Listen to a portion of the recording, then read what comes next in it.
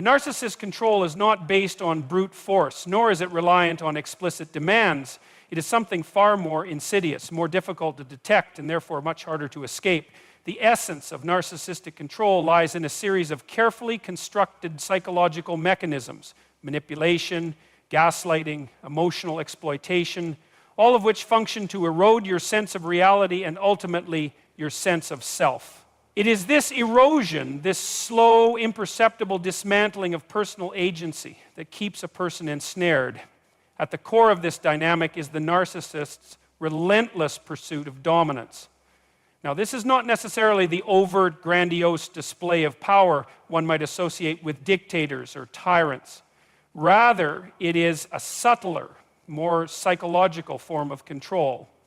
They do not need to physically restrain you because they have found a far more effective method, making you believe that leaving is not an option, or worse, that you are the problem. One of the most effective weapons in their arsenal is gaslighting. This is the systematic distortion of your perception of reality, designed to make you question your own thoughts, memories, and instincts. Imagine, for example, confronting a narcissist about their hurtful behavior. Instead of engaging in an honest discussion, they twist the situation until you find yourself apologizing. "I never said that.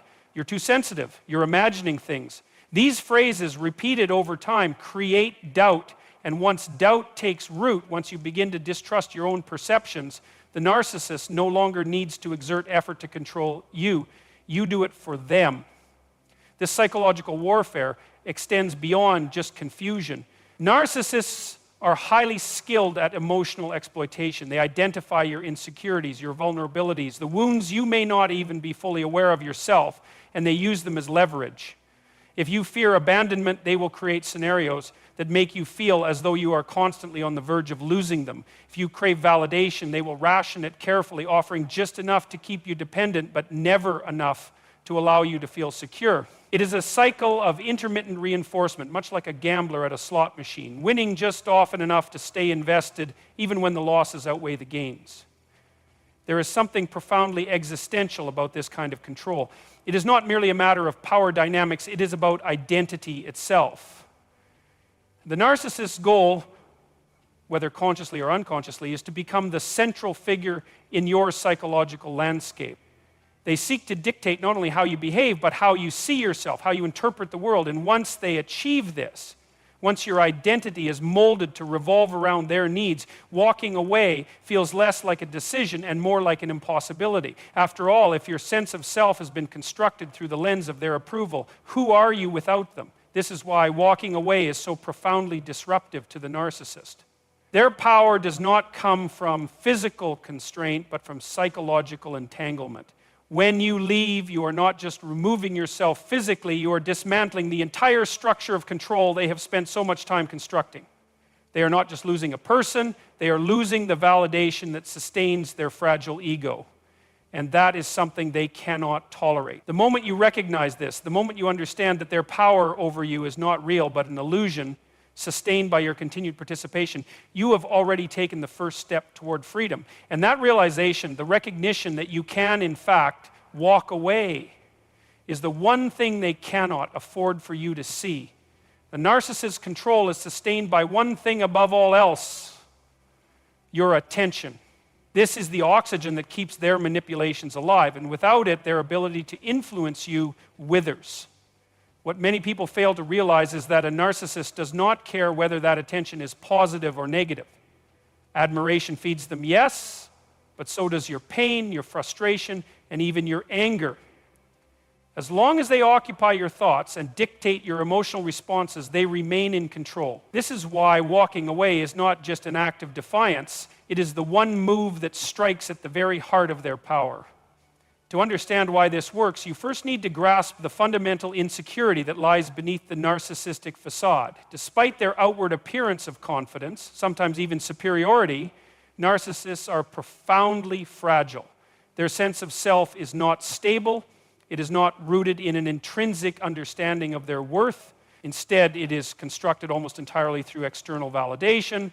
In psychological terms, they lack a cohesive, autonomous identity. Without a constant stream of attention reflecting back to them the image they want to see, their internal world begins to crumble. When you engage with a narcissist, whether through conflict, defense, or even attempts at reconciliation, you are reinforcing their central position in your life. This is why arguing with them is so profoundly futile. You might believe that if you could just explain yourself clearly enough, they would see reason. But reason is not what they are after. What they seek is the emotional energy you pour into that argument.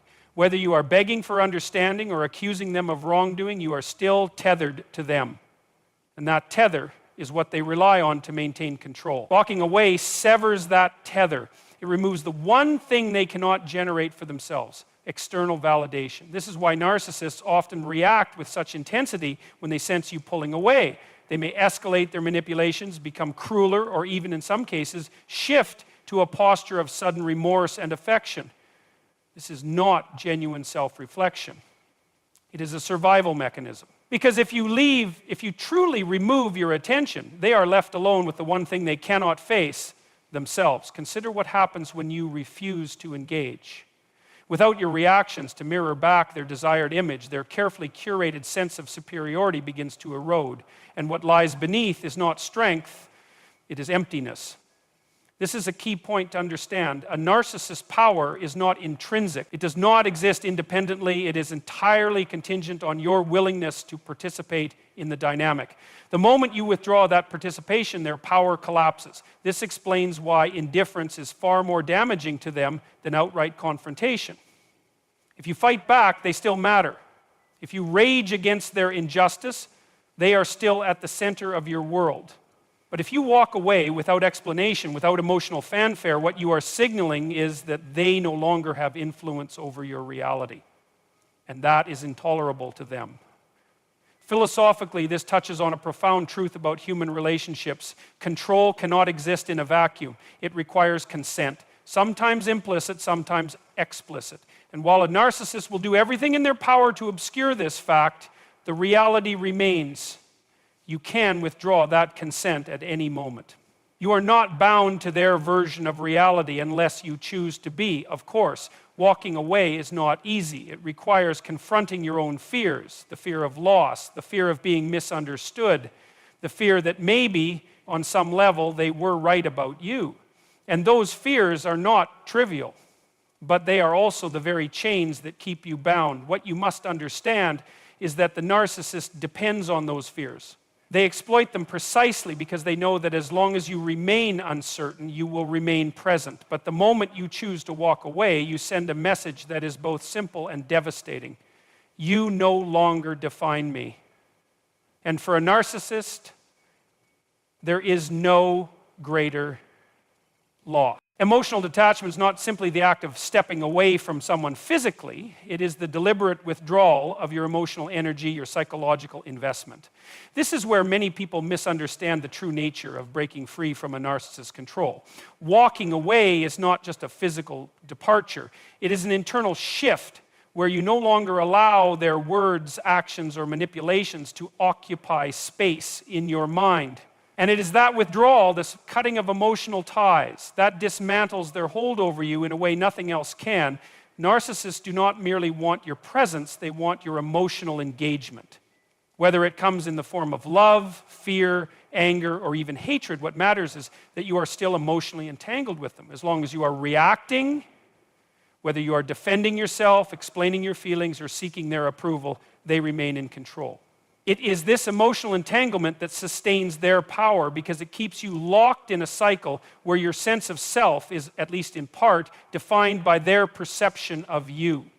This is why the most effective strategy to dismantle their control is emotional detachment. The decision to no longer be available as a source of their validation or as a participant in their psychological games. And here is where the concept of no contact becomes so powerful.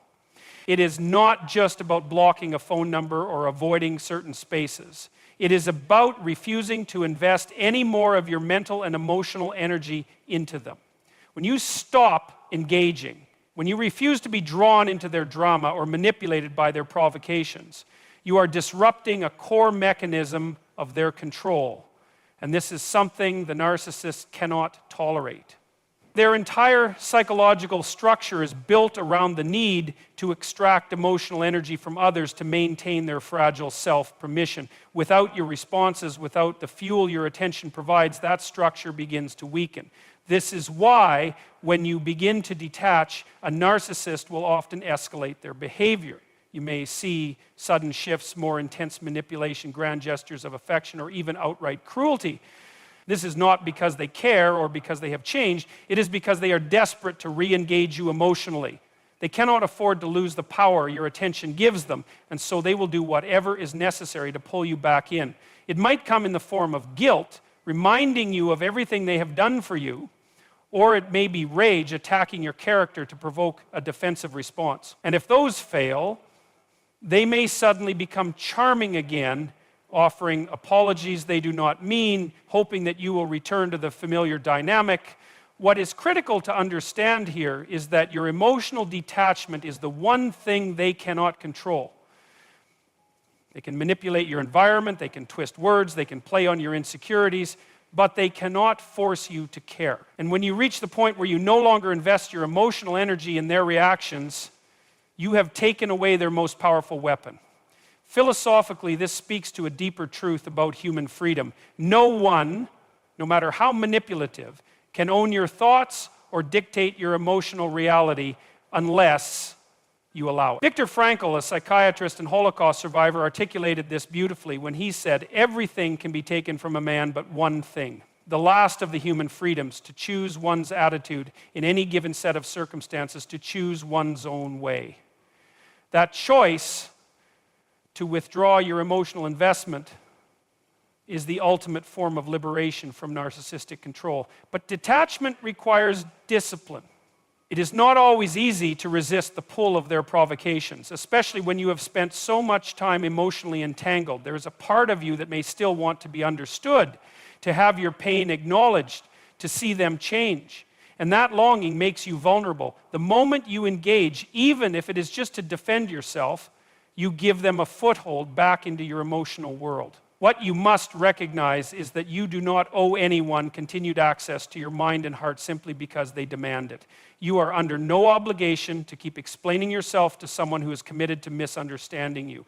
And the greatest power you have, the one thing no narcissist can take from you, is your ability to stop participating in the game entirely. When you truly detach, you are no longer reacting to their provocation. You are no longer trying to fix, explain, or justify. You become a closed system, impermeable to their attempts to draw you back into the chaos. And this is devastating for a narcissist because it confronts them with the one truth they are desperate to avoid. They do not have power over you. They never did. In the end, emotional detachment is not just about protecting yourself from their influence. It is about reclaiming your own autonomy. It is a declaration that your thoughts, your emotions, and your identity are no longer available for manipulation. And once you reach that point, once you realize that you hold the key to your own psychological freedom, there is nothing they can do to touch you. Reclaiming your identity after enduring the control of a narcissist is not a simple matter of moving on. It is an act of rebuilding something that has been systematically dismantled. When you are caught in a relationship with a narcissist, whether personal or professional, your sense of self is gradually eroded. And this erosion does not happen all at once. It is subtle, incremental, and often disguised as concern, love, or even necessity. You begin to compromise small pieces of yourself, your values, your intuition, your voice, until eventually you are left questioning who you are without their influence. And this is not accidental. It is the intended consequence of their control. A narcissist's primary aim, whether consciously or not, is to reshape your identity to serve their needs. They cannot tolerate autonomy in others because true independence threatens the fragile foundation of their psychological world. This is why they work so hard to destabilize your confidence, to make you doubt your perceptions, and to redefine your reality according to their narrative. The longer you remain within this dynamic, the more you become an extension of their identity rather than a sovereign individual with your own thoughts, desires, and ambitions.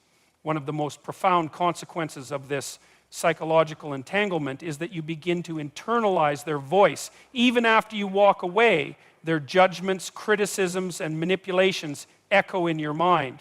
You hear their voice questioning your decisions, diminishing your worth, or casting doubt on your ability to navigate the world on your own. This is why leaving the narcissist is only the beginning. The deeper work, the harder work, is reclaiming your mind from the influence they have imposed. And that begins with a fundamental realization: you were never the person they told you you were.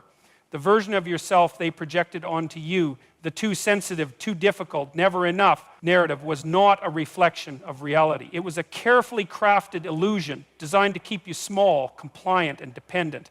If they could convince you that you were inherently flawed, then you would always look to them for validation, for correction, and ultimately for your sense of self. Recognizing this illusion for what it is marks a turning point. It is the moment you begin to reclaim your identity. But the process of reclaiming yourself is not simply a rejection of the narcissist's narrative. It is also an act of reconstruction. You must begin to ask yourself, who am I, independent of their influence? What do I value? What do I believe to be true? These questions may seem simple on the surface, but after prolonged exposure to narcissistic control, they can feel unsettling, because you have been conditioned to believe that your identity is something to be granted or denied by another person. In reality, it is something only you can define. This process requires both courage and discipline. It is not enough to walk away physically. You must also challenge the internalized beliefs that keep you psychologically tethered to the narcissist's worldview. And that means allowing yourself to trust your own perceptions again. A narcissist thrives on distorting reality, making you question your memories and instincts. Rebuilding your identity requires reclaiming the authority to define your own reality. If something feels wrong to you, it is wrong. If you feel diminished or disrespected, you are being diminished and disrespected. Trusting yourself again is an act of defiance against the narrative they imposed upon you. It also means reestablishing boundaries, not just with the narcissist, but with yourself. Many people who have been under a narcissist's control develop a pattern of over-explaining, over-apologizing, and seeking external permission for their choices. These patterns do not disappear the moment you walk away. They linger, influencing your relationships and decisions long after the narcissist is gone. Reclaiming your identity means recognizing these tendencies and consciously choosing a different path. You do not owe anyone an explanation for your existence. You do not need permission to trust your intuition.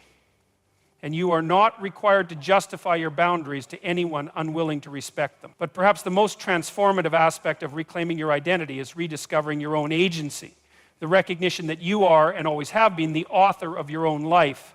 A narcissist wants you to believe that your worth is contingent upon their approval, but the truth is their approval was never a measure of your value. It was only ever a tool for control. When you understand this, you reclaim the power to define your worth on your own terms. You begin to make decisions not from a place of fear or obligation, but from a place of self-respect and clarity. What is so devastating to a narcissist about this process is that it invalidates the very foundation of their control. By reclaiming your identity, you are sending a clear and undeniable message. You do not define me. You never did, and this is a truth they cannot bear, because it reveals the ultimate weakness at the heart of their power. Their control was never about who you were. It was only ever about what they needed you to believe. Once you see through the illusion, once you reclaim the right to define yourself, their influence dissolves. And when that happens, they lose the one thing they cannot exist without: your willingness to be controlled. One of the most insidious aspects of a relationship with a narcissist is how it distorts your sense of normalcy. Over time, behaviors that would once have seemed intolerable, deception, manipulation, emotional volatility, become things you rationalize, minimize, or even accept as part of everyday life. This is not a reflection of your weakness. It is the result of deliberate conditioning. Narcissists are experts at pushing boundaries incrementally, crossing one line at a time until you no longer know where the limits should be. What begins as a subtle violation of your autonomy soon becomes a pervasive atmosphere of confusion and self-doubt. This erosion of boundaries is no accident. It is how they maintain control. When your sense of where you end and where they begin becomes blurred, It becomes easier for them to shape your thoughts and dictate your responses. You start to question whether your feelings are valid, whether your needs are reasonable, and eventually whether you even have the right to assert yourself. This is the core of their strategy, to make you doubt the legitimacy of your own reality. And once that seed of doubt is planted, it grows rapidly. Reestablishing firm boundaries after leaving a narcissist is not just about self-protection. It is an act of reclaiming your sovereignty. You must learn to define, perhaps for the first time, what is acceptable and what is not, without apology, without justification. And this is where many people falter. After enduring sustained manipulation, you may feel guilty for asserting yourself. You may worry that setting boundaries is selfish or unkind. This is precisely the mindset a narcissist wants you to adopt, because as long as you feel guilty for protecting yourself, you remain vulnerable to their influence. But here is a fundamental truth. Boundaries are not a form of aggression. They are an expression of self-respect. When you establish clear limits on how others may treat you, you are affirming your intrinsic worth. You are stating, without need for permission, that your thoughts, feelings, and autonomy are non-negotiable. This is not cruelty. It is sanity. And it is the one thing a narcissist cannot tolerate, because boundaries shatter the illusion that they have the right to define your reality. When you begin to enforce boundaries, expect resistance. Narcissists do not respond to limits with grace. If anything, they will escalate their behavior in an attempt to reassert control. They may play the victim, accusing you of being cold, unfeeling, or even abusive for withdrawing your emotional availability. Or they may become openly hostile, attacking your character in an effort to wear down your resolve. And here is where many people are drawn back into the cycle. The narcissist reaction triggers old patterns, feelings of guilt, responsibility, and the compulsion to explain yourself. But engaging with their accusations only reopens the door to their control. The key is to hold the boundary without becoming entangled in their reaction. You do not need to justify your limits to someone who has already demonstrated a willingness to violate them. A narcissist's opinion of your boundaries is irrelevant. What matters is your commitment to honoring them. This requires a level of emotional fortitude, a willingness to tolerate their displeasure without collapsing into self-doubt. It means accepting that their anger or disappointment is not evidence that you are doing something wrong. On the contrary, it is often a sign that you are finally doing something right. It is also important to recognize that boundaries are not just external. There are internal boundaries as well. Limits you place on how much mental and emotional energy you allow the narcissist to occupy. Even after you have physically removed yourself from their influence, they may still haunt your thoughts. You may find yourself replaying old conversations, wondering if you could have said something differently, or longing for the validation they refuse to give you. This is the after effect of psychological entanglement, and breaking free requires conscious effort. One of the most effective ways to enforce these internal boundaries is to refuse to engage with the narrative the narcissist created about you. They likely spent years defining you in ways that served their interests, casting you as the problem, the failure, or the ungrateful one, but none of that was ever about you. It was about their need to control the storyline.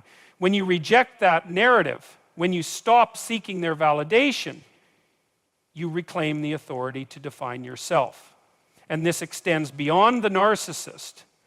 Once you establish strong boundaries, you begin to carry that clarity into every area of your life. You become less tolerant of manipulation, less willing to sacrifice your well-being for the comfort of others. You learn that saying no is not a betrayal of your kindness. It is a necessary act of self-preservation. And perhaps most importantly, you recognize that your value does not hinge on anyone else's approval. What makes this so devastating to a narcissist is that it exposes the lie at the heart of their control, that you needed them to define who you are. But when you enforce boundaries, you deliver a different message. I belong to myself. And there is no greater act of defiance than that.